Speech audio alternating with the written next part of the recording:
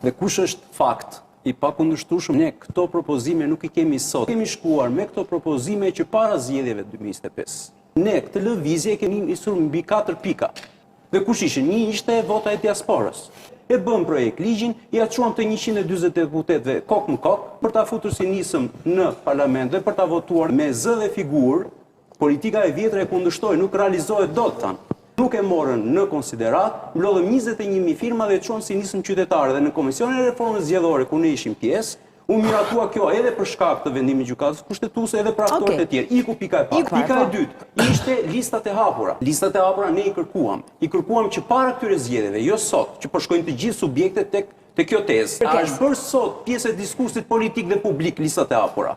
Ndërkohë ne këtë nuk e kemi sot, pas rezultatit u e kishim para se të hynim në garë. Qëndruam fort, e realizuam me instrumentat tona për ta djegur atë, u bën të gjithë bashkë për ta sulmuar dhe për mos ta nxjerrë si një formullë suksesshme, sepse ata i mbronin veten e tyre nëpërmjet listave të mbyllura dhe bën atë lojë që bën. Kemi kërkuar depolitizimin e administratës zgjedhore. Edhe kjo pjesë edhe rekomandimeve të OSBE-ut dhe sot po artikulohet në diskusin politik që në ligji për referendumet, që qytetarët, pavarësisht se në kushtetutë është e parashikuar referendumi, mungon një ligj për ta rregulluar mënyrën si procedohet për të bërë referendum, edhe këtë po ju jap një lajm sot, është miratuar nga KQZ, kërkesa jonë për të pajisur me formularin për të mbledhur 50.000 firma për të bërë të mundur një referendum për pjesën e ligjit për investime strategjike dhe për paketën e maleve.